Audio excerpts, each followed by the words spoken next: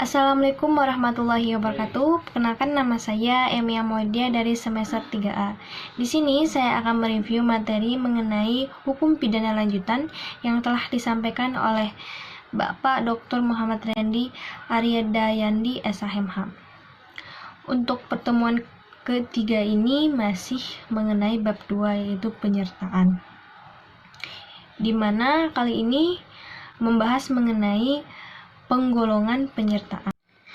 Di dalam penggolongan penyertaan ini, menurut KUHP, yaitu pertama ada golongan pelaku, di mana bentuk 1 sampai bentuk 4 yaitu bukan pelaku tindak pidana, tetapi pertanggungjawabannya di pidananya disamakan dengan pelaku.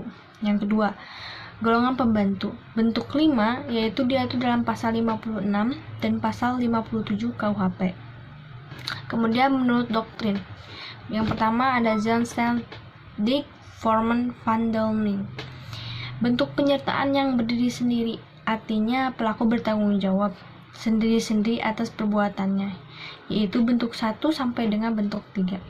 Kemudian yang kedua ada zelfstandig vormen van delning, yaitu bentuk penyertaan yang pertanggungjawaban pesertanya bergantung pada perbuatan peserta lainnya sebagai perbuatan yang dapat dihukum, yaitu bentuk 4 dan bentuk 5.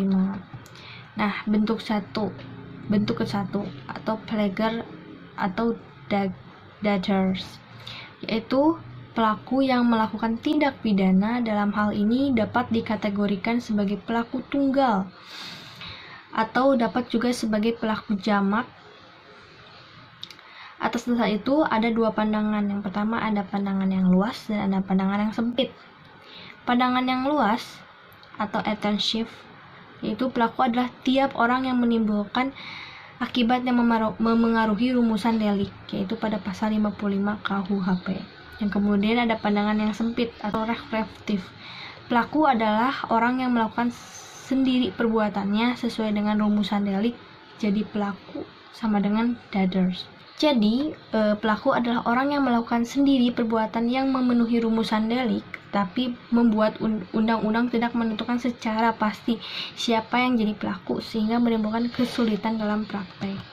Kemudian bentuk kedua atau menyuruh melakukan, yaitu orang yang melakukan tindak pidana menggunakan orang lain sebagai perantara, tetapi perantara itu hanya berperan sebagai alat. Dengan demikian, downplagen mempunyai ciri, yaitu pertama ada dua pihak, yaitu pelaku langsung dan pelaku tidak langsung. Kemudian yang kedua ada dalam downplagen terdapat unsur-unsur. Pertama ada alat yang dipakai adalah manusia. Yang kedua, alat yang dipakai harus berbuat aktif. Yang ketiga, alat yang dipakai tidak dapat dipertanggungjawabkan atau dimintai pertanggungjawaban. Yang terakhir adalah penyebab tidak dapat dimintai pertanggungjawaban pidana terhadap yang disuruh adalah karena orang tersebut hanya berperan sebagai alat atau pelaku material yang didasarkan pada pertama, tidak sempurna pertumbuhan jiwanya, pasal 44. Yang kedua, adanya keadaan yang memaksa pada pasal 48.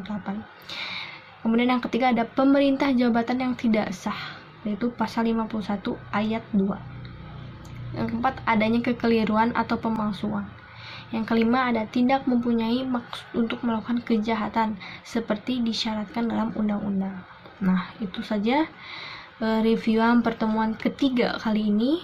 Mohon maaf apabila ada kesalahan. Wassalamualaikum warahmatullahi wabarakatuh.